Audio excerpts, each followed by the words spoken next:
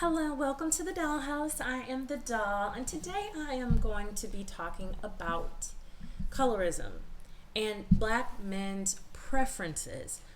The perception is that light-skinned women are the preference. I ran across something on Twitter a few days ago that really kind of proved that whole hypothesis wrong. There was a man who posted and he asked the guys, light skin or dark skin? I'm going to show the post. He put up two pictures, one of a light skinned girl. She's ambiguous. She's got her booty out. You know, black men supposedly love booty. And she's got the pretty afro hair that, you know, is generally accepted as desirable. And then we've got a beautiful, dark-skinned, unambiguous black woman. And the poll results might surprise you. Okay, so I'm going to show some of the comments under this post. People are saying, don't divide us. A lot of the people said, how about both? Why is this a question? Why is this a comparison? The one with the lesser bills. It just doesn't seem, and then the very first person to make an answer, dark-skinned girls. That's just an ad. Dark-skinned chocolate. Dark-skinned anytime, any day. Both. Then, of course, the women who chime in say, well, you know, colorism doesn't matter. Then we got one guy who says, light-skinned.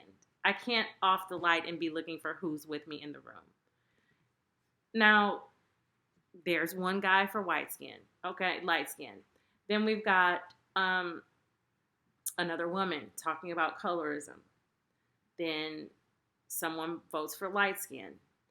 It seems like it's always more offensive when someone votes light skin for a reason. It's perceived to be colorism. But discussing skin tone really should not be considered racist or colorist. Discussing skin tone should not be considered racist or colorist. It's not something that should elicit an emotional response. Skin tone differences exist. Not one skin tone is better than another.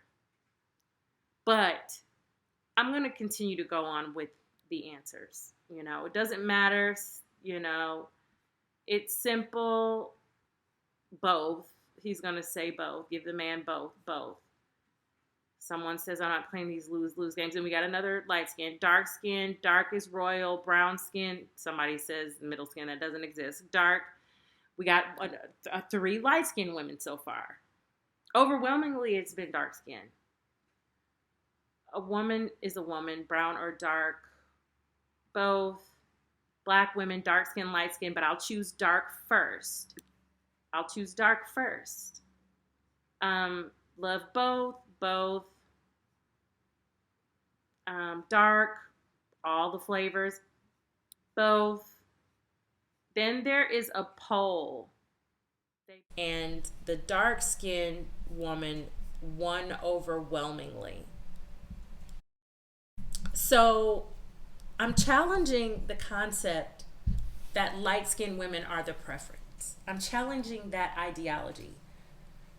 I had a video the other day that I posted about Sexy Red, and underneath that video in the comment section, someone said, they say that BM for black men go for black women when they can't access their preference. So men these days have access to women of all types and shades.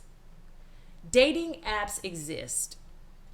If a man can't access a woman these days, he's either poor or he is ugly. But even when he is poor and even when he is ugly, there's a white woman that's willing. There's a black woman that's willing. There's a medium colored woman of whatever race or ethnic background who is willing to be with that man. Just the same way that it is for women. There's someone always willing. I had to tell her that there are light-skinned women at every socioeconomic level. And then she replied, that doesn't mean they can't get into a relationship with them. Women at every skin tone can be desperate. Light skin doesn't necessarily mean high self-esteem or high standards. Whiteness does not mean high self-esteem or high standards. Men are not choosing women based on skin tone the same way that women might select men. And women do this too. Women will choose men based on how they look. And a lot of black women will choose dark-skinned men. But that doesn't mean that dark-skinned men are black women's preference. I don't see why that has really become that's a fact, that we have to accept that light-skinned women are the preference as a fact. And I'm a light-skinned woman. I'm only saying this because it may help some unambiguous black woman to release her venom, to release the angst, to release the anger and the jealousy that she may be experiencing, feeling like some other woman has one up on her just because of her skin tone, or that some other woman has a beauty advantage just because of her skin tone. If you feel like you are not as beautiful as you could be or as beautiful as other people, then that's on you. This is 2024. Make the investment. Make the investment of time and energy and money, if necessary, to beautify yourself. If you're not feeling confident, it may be because you do not like your own features. And you can change them. You can change and enhance yourself pretty much overnight. You know, you can be fat and be skinny in 2 months these days. Or overnight, if you lay on the right doctor's table. So there's no excuse for being ugly. If you're not someone's preference, it's because you are not attractive. It isn't because of your skin tone. And then you have to ask yourself, you know, is it really colorism or is it actually just negging? Because sometimes men will say things like, oh, well, you're really pretty for a dark-skinned girl. Or I don't usually talk to black women, but you're just different. You know, that type of negging is a very effective strategy to make a woman feel like she has to prove herself to a man. And if you don't know what negging is a practice of emotional manipulation whereby a person makes a deliberate backhanded compliment or otherwise flirtatious remark to another person to undermine their confidence and attempt to engender in them a need for the manipulator's approval. So by saying something like, oh, well, you know, you're pretty for a dark-skinned girl, he knows you're pretty, but he also knows that many dark-skinned women have a complex about their beauty. So saying that may make you feel like you need to do something to get his approval. And if you fall for that trick, then it shows him that you are just the right target for him to manipulate. So don't fall for that, because if a man is talking to you, it's because he finds you attractive. And there are other ways that men neg women, not just on skin tone. Oh, your feet are really big. I don't usually date women that wear sneakers, but you know, you rocking it. Or I like girls with big boobs, but you know, you make it look good. You make the bird chest look good, girl. That negging is a powerful tool, and using skin tone is one way to do it. So negging is quite common, and you don't want to mistake it for a lack of interest. Because again, if a man is talking to you or trying to give you attention, he's interested in you. And those tactics do not have to work.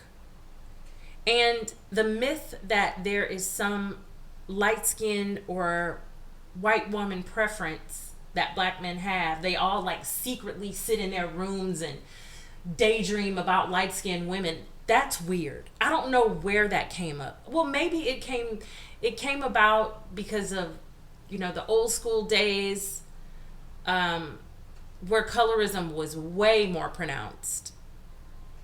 Maybe during, of course, the 60s or, something like that. I know that light-skinned people before the civil rights movement, a lot of them sought to preserve the culture of their light-skinned heritage for various reasons. Creole culture, just the, boule culture, but that wasn't always applicable to just light-skinned people. But we don't live in that time anymore. And statistics do not lie, but people do. And what we can see is that the overwhelming majority of black men marry black women. Period. Not the quote-unquote preference. Even though in 2024, all they have to do to get access to their preference is download an app. Believe that. It's not hard for these men to find someone who would be interested in them of another race or of a lighter skin tone. So I hope this helps to shed some light on the fallacy of the preference ideology. And we can get past some of that negative energy between ambiguous and unambiguous black women. So I appreciate you for listening. Let me know what you think in the comments, and we will talk soon.